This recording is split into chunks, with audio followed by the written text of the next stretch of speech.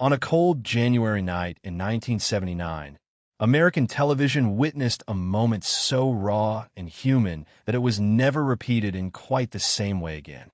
Johnny Carson, the calm and confident face of late-night television, was welcoming one of his closest friends onto The Tonight Show, Hollywood legend John Wayne. To the audience, it looked like a familiar reunion. Jokes, applause, and the warm chemistry of two men who had shared years of laughter on and off camera. But what no one watching at home knew was that this night was different.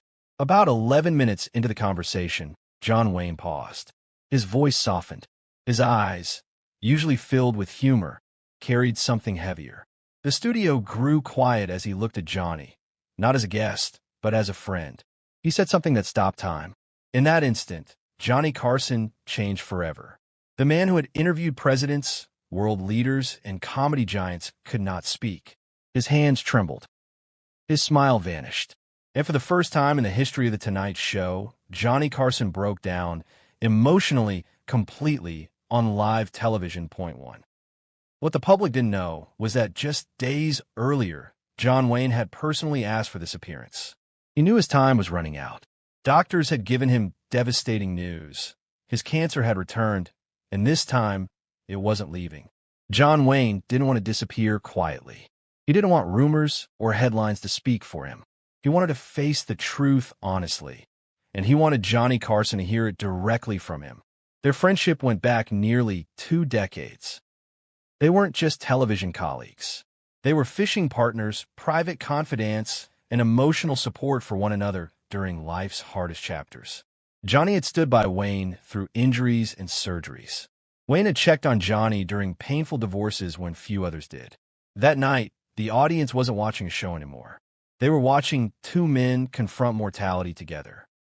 John Wayne stood up, walked across the stage, and wrapped his arm around Johnny's shoulders as the host struggled to regain control. The symbol of American toughness wasn't afraid to show compassion, and the man known for endless composure wasn't ashamed to cry. For the rest of the broadcast, the format disappeared. No jokes, no commercials, no scripts, just honesty. They talked about family, fear, regret, love, and what it means to be brave when strength no longer looks heroic. Across America, viewers sat in silence. Phone lines lit up. Hospitals, doctors' offices, and cancer hotlines reported record calls the very next day. People didn't just watch history, they acted because of it. After the cameras stopped, the friendship deepened even more. Johnny Carson visited John Wayne regularly. He brought food, watched old movies with him, and stayed through hospital nights when pain became unbearable. Johnny didn't treat him like a dying man. He treated him like a living one. Months later, when John Wayne passed away, Johnny honored his final request. Don't cry. Make them laugh. At the funeral, Johnny, too,